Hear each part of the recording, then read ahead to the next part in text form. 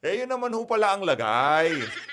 Yang si Senate President Chis Escudero, meron na rin ho siyang akap ngayong mga panahon na to. Kaya tahimik na ho sila at naiintindihan na ho nila. Kumbaga, kwentas klaras na ho sa kanila kung ano yung akap na yan. Kasi nung una, gusto ho nilang tanggalin yan eh. Kesyo hindi daw nila maintindihan ano daw yung mga near poor kung tawagin sa ating mga kababayan. Pero ngayon, maliwanag pa ho sa sikat ng araw.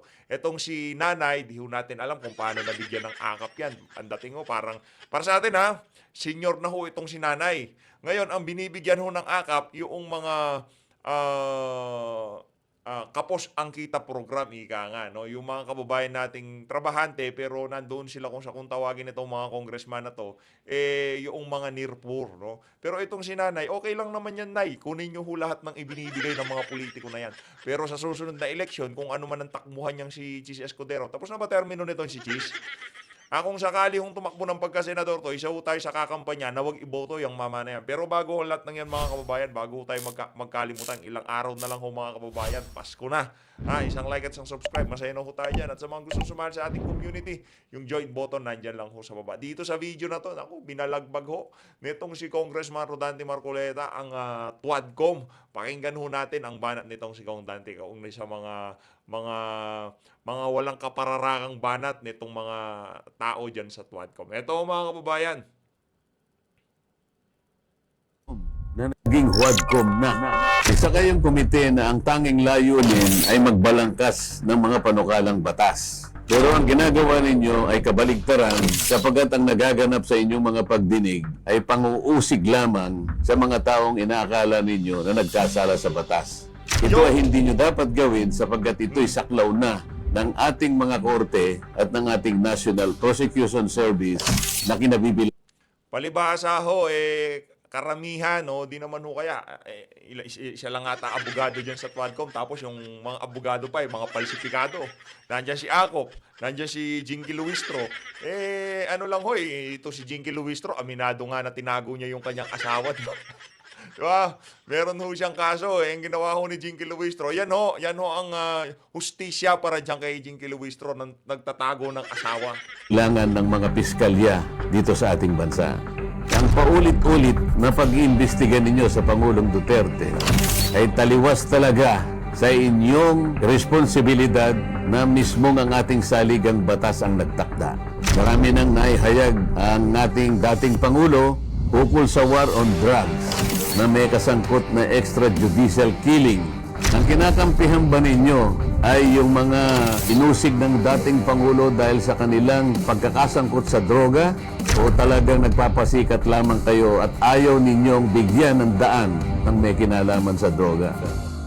Pero sa tingin ho natin, nagpapasikat lang. Maliwanag pa ho sa sikat ng araw na yung ginagawa ng mga dyan sa Tuadcom, yaang anong pangalan ito?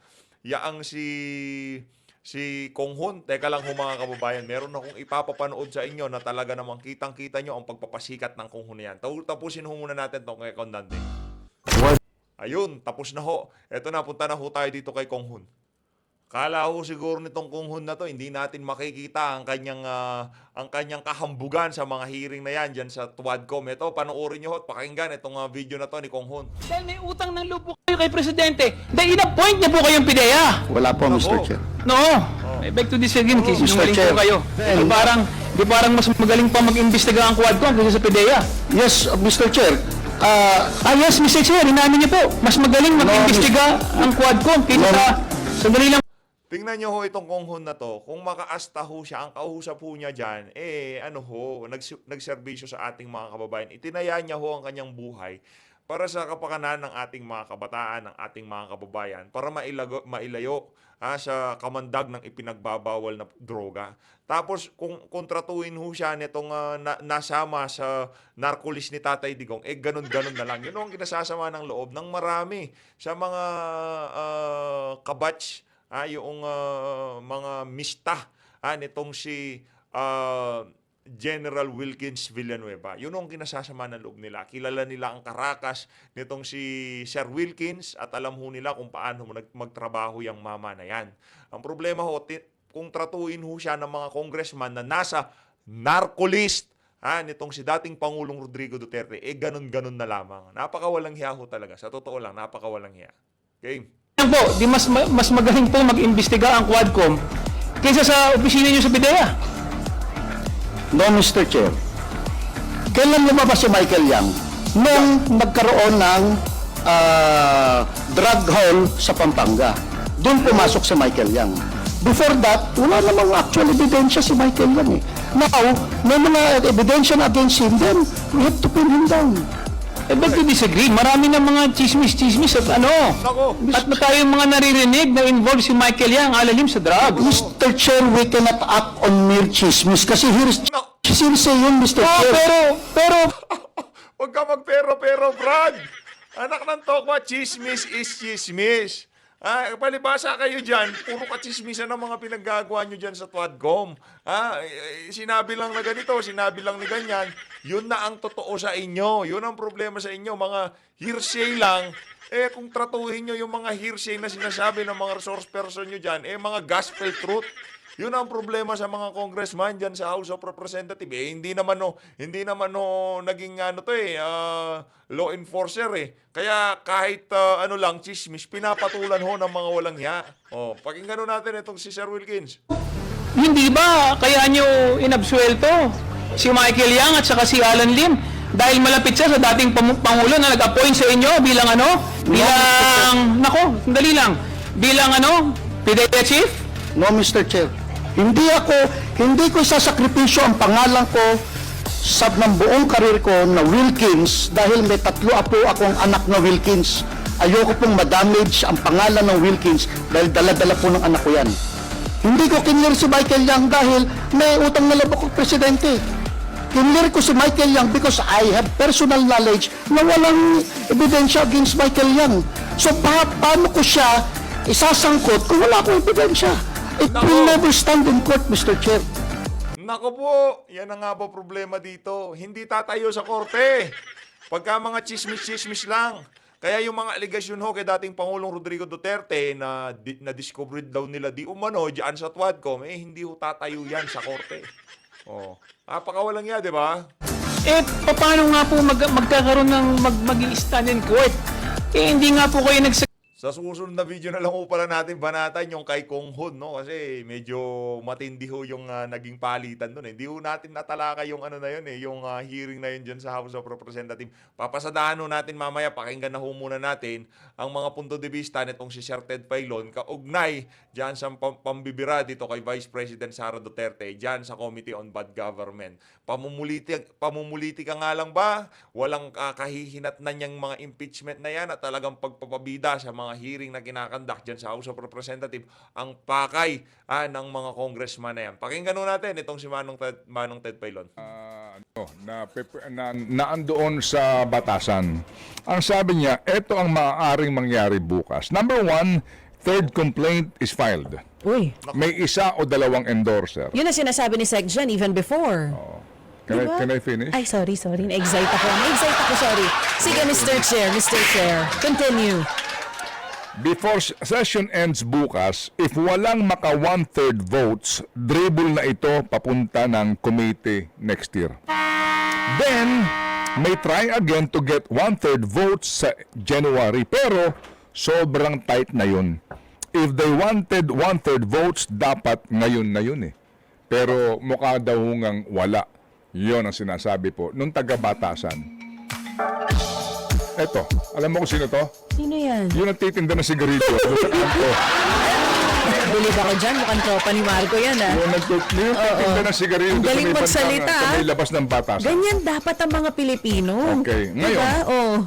O sige, so actually, may instruction nga kasi, Presidente, ano ba kayo? Oo, ang sabi ng presidente, Wag na. waste of time lang yan. Waste of time lang yan. Dami tayong O, diba? problema na Kaya dapat Kaya ayusin. ngayon si Ma'am VP Sara, sinasabi, Oy, kaya ngayon talagang kung hindi ito matutuloy, merry ang vibes ng Pasko ni VP Sara. Anyway, sige po, ito ho, ang mga kapatid. Malamang sa malamang, merry ho talaga ang Christmas nitong si Vice President Sara Duterte. Sigurado ho tayo mga kababayan, hindi ho matutuloy ba? Pero parang diskumpiyado tayo at tayo, nakikita natin talagang sasagasaan ho itong si VP. Di ba? Kung Wala ho eh. Meron ho talagang something sa liderato ng House of Representatives, no? Talagang parang, ang dating parang meron ho silang mabigat na dalahin, no? Kaya ganyan yung mga kanilang desisyon sa buhay. Merong mali. Kapatid, ang hindi po natuloy, ito nga ang sinasabi po mga kapatid, na dagdag nga nakukunin, di ba? Doon sa fourth tranche ng PhilHealth. Alam niyo, namimihasa itong gobyerno, ha? Sa Nako. paghut-hut sa pera natin sa PhilHealth, ha? Sa totoo lang. Di ho ba yung 89.9 billion, di ba? Na ipasa na po ito. As a matter of fact nga, ginagamit na po ito malamang sa mga proyekto na wala namang kinalaman po sa ating kalusugan. So ang Supreme Court ho naman kasi, kahit papaano, nag-issue po sila ng restraining order doon sa natitira. Pero eto ho na naman po tayo, di ba? At yun nga, zero ang subsidy ng gobyerno sa PhilHealth. Pag-usapan lang po natin to, sabi ko nga, sa dalawang aspeto. Kasi nga kami po ay tumatawag kay Senador J.V. Ejercito o maging kay Ate Amy Marcos. Para nga po sana magkaliwanagan po tayo dito at ipatawag ito hong mga taga-PhilHealth mismo, di ba? Sa isang open public hearing, tawagin po yung COA na gumawa din po ng isa pong report ng pag-usapan mabuti magkano ba talaga ang inyong financial standing. Yung, Kasi unang-una po, sa atin pong hindi aabot na think about it, hopefully nga po by tomorrow po, matapos na po ang kanilang editing, nangako naman sa akin na bago daw magpasko. Ng pagkabuhay. Hindi, abot na ito. Sure ako, bago matapos ang linggong ito, mapapakinggan nila yan. Ay, thank you naman kung ganon. Sige po, kasi ngayon, di ba, may mga nagtatanggol dito. Ay, Dami. Di ba na, sandali, makatarungan ito na hindi bigyan niya ng subsidy. Pero ho, sa dalawang aspeto lang mga kapatid. Yung unang aspeto, walang debate. Wala pong pinag-uusapan dito kung ano man po mga 600, 500, 431 billion. Ano ho iyon? Hello mga kapatid, klaro naman po sa batas. Klarong-klaro po sa batas. Ano ang isinasaad mga kapatid sa batas po na kung tawagin nga ay syntax law? Malinaw po na malinaw ang provision. Dalawang aspeto nga itong aking binabanggit dito sa inyo, ha? Opo. Ano ho ba ang nakapaloob sa provision po ng batas? Okay? Opo. Nilalayon po ng Universal Healthcare Act o Republic Act number 11223 na ang lahat ng Pilipino ay mapagkalooban ng dekalidad at abot kayang serbisyong pangkalusugan.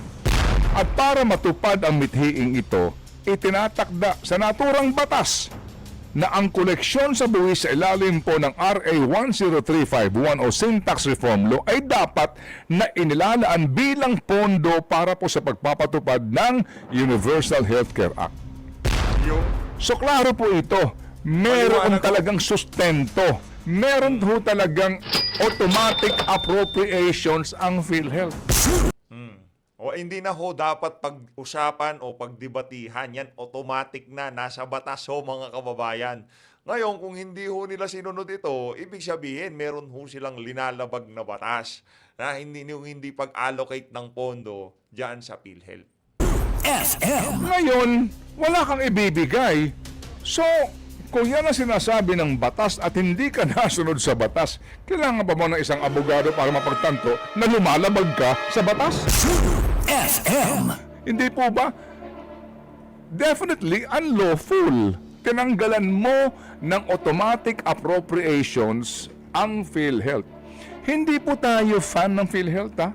Hindi po. Dito lang po kung ano po ang isinasaad sa batas. Kaya kami nagtataka bakit yung iba sinasabi nga po din na wag niyong bigyan niyan kasi marami silang pera. Oo. Assuming po na nag-aawak-awak talagang kanilang pera, dapat pa rin silang bigyan kasi yun ang sinasaad sa batas. Correct. Pangalawa, okay, na issue. Ituloy mo, Mr. Chair. Second issue, yung debate. Di ba, sandali lang, marami naman silang pera, pati nga yung Secretary ng Health, pati mismo itong si Mr. Ledesma na ayaw mag-resign talaga, di ba? Kasi po, malakas daw talaga ang kapit. Anyway, hayaan na po na ng atin yun. Pero yung po sinasabi nga po na, hindi, maraming pera, 600 billion. Sabi ng Presidente kahapon, 500 billion. Sabi ho sa amin mismo ho ng PhilHealth, 431 billion. Mga kapatid, opo, alam niyo po ba na doon nga po mismo sa provision ng Universal Healthcare Act, sabi nga ni Professor Magno, sabi nga po ni Ginoong Pimentel, sabi nga po ng lahat nang nag-aral po at gumawa ng report tungkol dito, na doon mismo sa batas, nakalagay na yung PhilHealth kailangan may reserve funds. At yung reserve fund na yan ay dapat katumbas ng 2 taong projected program expenditure.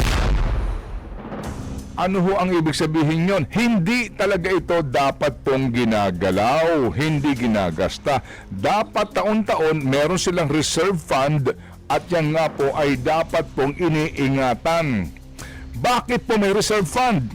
Kasi kailangan mabayaran ng PhilHealth yung mga inaasahan niyang gastusin, hindi lamang sa taon na ito kundi sa mga succeeding years. Kapag Kaya ho mga kababayan, hindi ho natin maintindihan. Ang pakay ho ba ng administrasyon na to, pabagsakin ho talaga ang PhilHealth? Yung mabangkarote ang PhilHealth. Kasi ang gusto ho nilang mangyari, isang taon daw na hindi pagbabayarin yung mga naghuhulog sa PhilHealth. Kung magkataon ho yun, pinilit ng mga congressman na to na palawigin ang serbisyo ng PhilHealth, tapos walang naghuhulog, walang subsidiya na nanggagaling sa pamahalaan, naku, magkakaproblema ho talaga tayo dyan sa mga susunod na taon. Kaya, ika nga nitong si Sir Ted Pailon, think about it.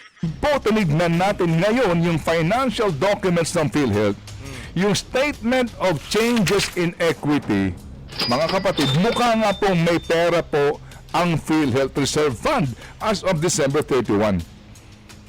Umaabot daw po ito ng 464 billion. Pero kapag sinama na po natin yung sinasabi pong insurance contract liabilities, negative na ang total members equity ng PhilHealth. Negative na po ito. Yung pong sinasabi nga po na 663 billion. Ano po ba yung insurance contract o contract liabilities?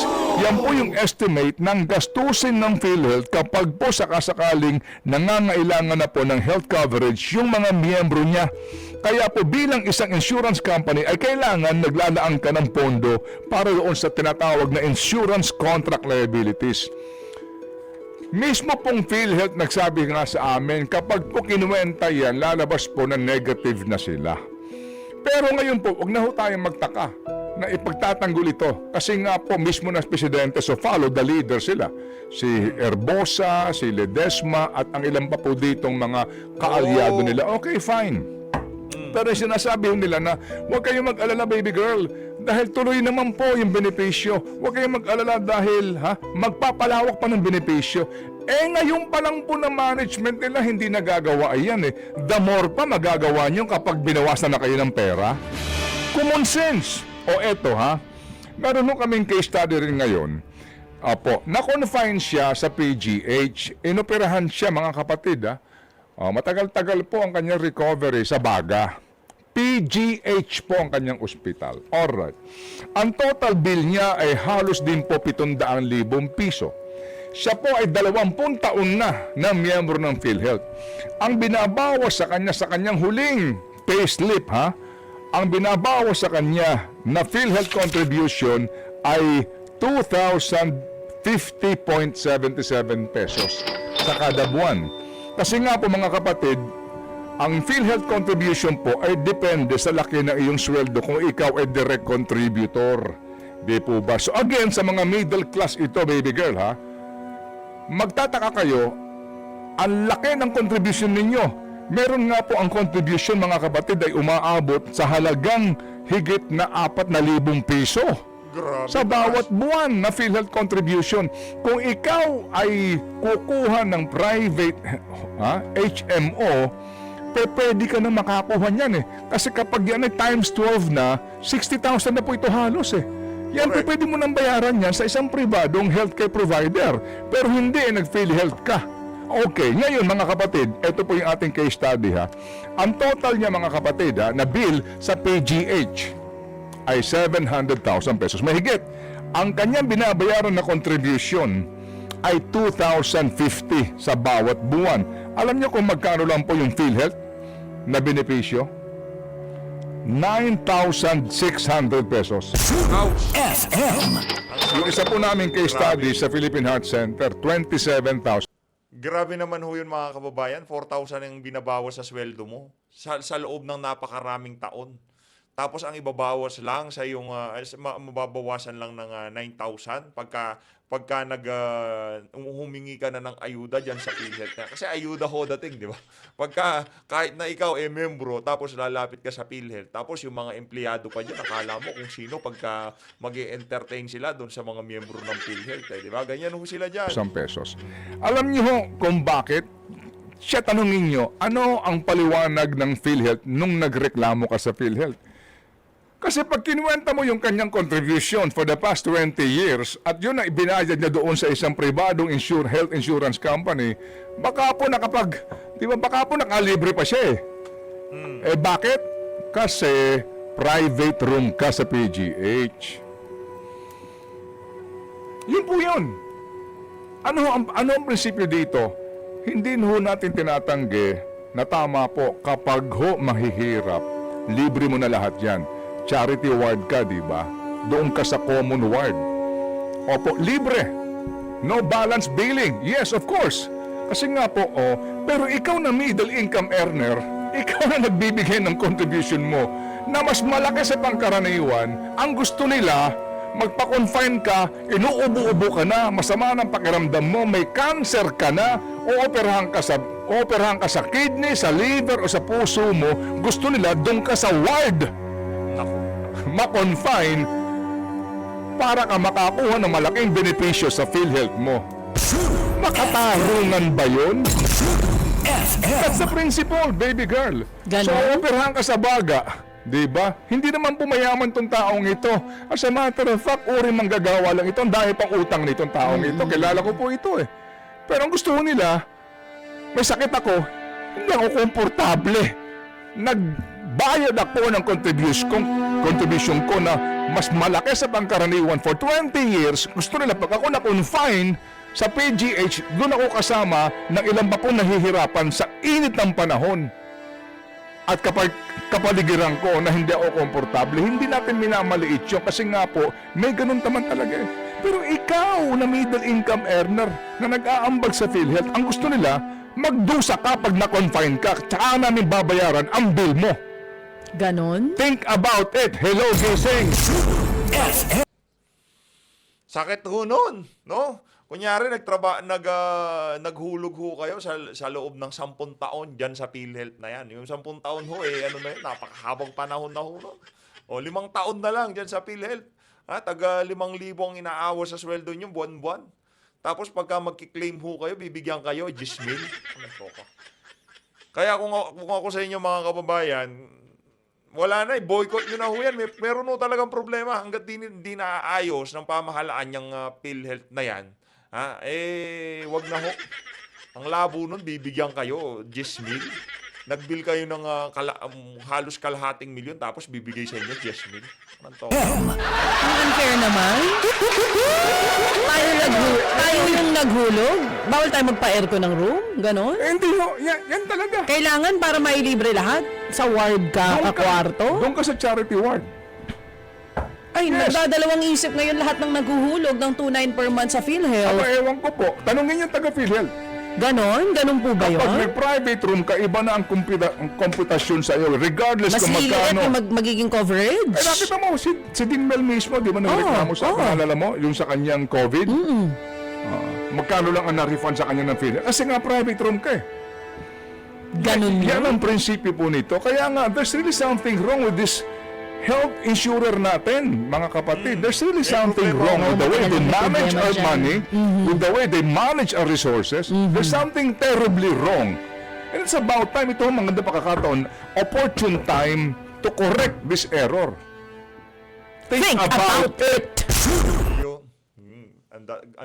yung galit nitong si Sir Ted Pailon at nitong si DJ Chache, damang-dama ho natin dito sa bahagi ng video natin na to, mga kababayan. Pakinggan naman ho natin ang interview nitong si Senator Bato de la Rosa. Think about it, ika nga ito. Ito, pinaka-latest interview nitong si Senator Bato de la Rosa. Happen na talagang kakasuhan nila tayo. So, okay lang. Sige lang. Handa naman tayo harapin ang mga kaso na yan. At in the event na mismo ang Quadcom na ang nagbanggit na mukhang mga reklamong crimes against humanity, ang ilan lamang sa binabanggit, dahil ito'y may kaugnayan pa rin po doon sa ipinatupad na war on drugs ni dating Pangulong Rodrigo Duterte. At bukod sa inyo, kasama rin si Senator Bongo at ilang mga dating hepe ng Philippine National Police, Senator De La Rosa. Kawawa lang yung mga nadamay na mga Apo. kung nagtatrabaho lang. Kasi ang tumbok naman talaga nila si Pangulong Duterte at saka yung kanyang mga kaalyado, kami ni Senator Bongo in particular. At kami naman talaga yung target nila. At yung iba naman, yung nadamay. Pero sige lang, alam naman natin na tayo dapat mag-alala niyan. Dahil alam naman natin ang katotohanan sa likod ng mga insidente yan. At kaya po natin harapin yan.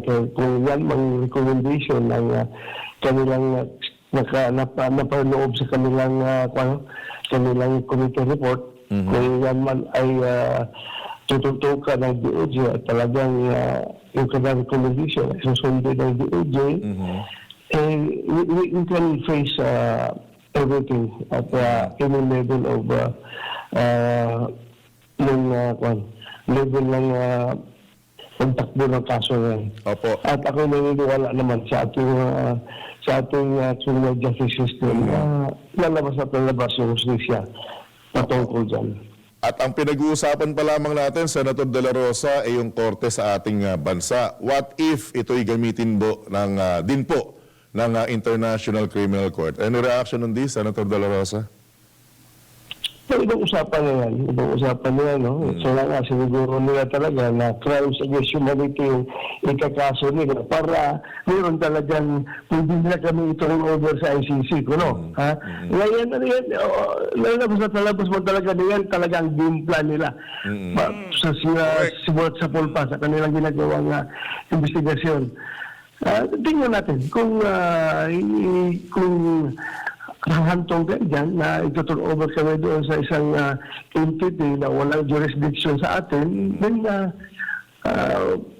meron naman tayong recourse. Meron naman tayong Supreme Court na pwede tayong pumunta at kukuha tayo ng judicial relief from the Supreme Court kung talaga bang yung jurisdiction natin ng ICC ay dapat bang respeto talaga ng ating bansa. Okay. So in short, correct me if I'm wrong, ang pagkakaintindi ko, Senator De La Rosa, walang problema sa iyo kung korte ng bansa ang ikangay hahawak nito, pero ibang usapan kung makikialam ang ICC. Tama po ba, Sen? Correct. Alright. Correct dyan, correct. Alright. Last question on this issue. Kamusta na kayo ni Congressman Romeo Acop? Mukhang mas lalong dumidiin o lumalalim ang inyong banggaan, Senator De La Rosa. Hayaan mo na lang yan dyan. Mamamatay lang ko yung issue na yun. Sige lang, hayaan mo na lang yan. Grabe tong si Senator Bato, no? Ito yung isa sa nakakabilib dito sa mama na to. Hindi ho siya patola sa totoo lang. Hindi ho siya patola kagaya ng ibang mga congressman. Pagka merong hinarap na tanong sa kanila, talagang magbibida-bida ho sila. Partida ha, senatorial candidate yan. Yung mga ganong klaseng issue, pwede siya mag-take advantage sa mga yun para sa kandidatura niya. Pero hindi niya ako ginagawa. Kasi hindi nga mahilig sa away yan. Matigas lang ang datingan. Bato lang ang pangalan. Pero siya, mabait yang si Senator Bato. Di pa natin nakita yan. Di pa natin nakasalamuha yung Senator Bato de la Rosa. Pero base ho sa ating nakikita, napakabuti ng kalooban ng mama na yan. Maririnig nyo naman sa pagsasalita, sa demeanor niya, yung dun sa mga kilos niya, makikita nyo naman na yung mama na yan medyo yung mababa, down to earth ho. Tapos napaka-humble ng datingan. Makita sa kinakain niya, nakikita niya naman sa social media, di ba? Kayo ang kinakain ho ni Jude Asidre, puro ho yun, puro baboy ang kinakain ng mama na yun. Puro baka, baboy. Pero itong si Senator Bato, paihaw-ihaw lang yan. Nakita niyo naman ng mga kababayan, di ba? Simpleng tao lang talaga yung Senator Bato. Kaya isa ho yan sa mga kandidato natin sa 2025 midterm election. Kunin, kanya-kanya ko lang, let's live our own lives separately. So, hayaan mo na lang yan. Mahirap na. Kumulaban ng mas matanda sa'yo. Ay, galang na lang masananda. Saludo. Wag na ho natin patulan yung mga matatanda sa atin. Hayaan nyo na lang ho. Wag kong patola. Hayaan na lang natin. Baka sa Bisaya pa, magabaan tayo. Mas matanda sa atin yun. Kahit na gaano kasungit yung matanda, kahit gaano kasalbahe, gagalang pa rin natin. No? Pero minsan, mabusan lang tayo ng pasensya yung mga Napundi rin itong si Senator. kakabata. Pag tayo masyado ng sinasalbahe, ay naubusan rin tayo ng pasensya. Pero Apo. sa ngayon, back to zero na naman. Respeto Apo. na naman. Dahil wala tayong magawa. Mas matanda sa'yo yan. At Gagalang magpapasko. natin kahit na gaano kasalbahe. Opo, at magpapasko, Senator De La Rosa, di ba? Okay. Oo, magpapasko. Anyway, nasa inyo po ang pagkakataon. Baka may mensahe pa kahit karagdagang pahayag sa atin po mga kababayan, Senator De La Rosa, lalo't next week, Pasko na po mismo, Senator. Sa ating mga kababayan, ang gusto ko lang paparating sa inyo na kahit gaano kahirap ang buhay ngayon, kahit na kayo'y hirap ng pambili ng pagkain na ilagay sa inyong hapagkainan ngayong pang Noche Buena or Buena Noche, let's take this opportunity in spirit of Christmas na para sumaya tayo. Hanap tayo ng paraan para tayo sumaya, paano tayo lumigaya despite the challenges that we are facing. Kasi tayo ang lugi kapag lumipas ang Pasko na hindi tayo lumigaya. Ginawa natin yung practice na yan, yung Pasko, para tayo ay masaya. So, magpakasaya tayo. Hanap tayo ng paraan. Very, yung Pilipino, no? Magaling maghanap ng paraan para Madiskarte. sumaya, madiskarte. Apo. Madiskarte. So yun na po, magpakasaya tayo itong Pasko nito. Regardless of the traffic, regardless of the wala kayong pambili, regardless of marami kayong challenges na kinakaharap ngayon, try to be happy. Just for yourself, para hindi kayo lugi.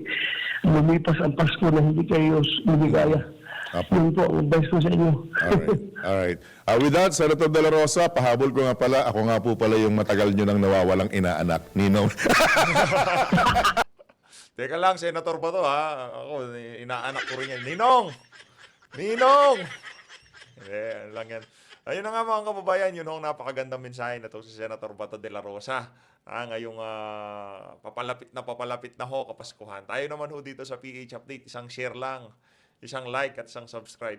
Masaya na ho tayo yan. As always, maraming salamat ho sa pagsuporta sa PH Update. Mag-ingat ho kayong lahat.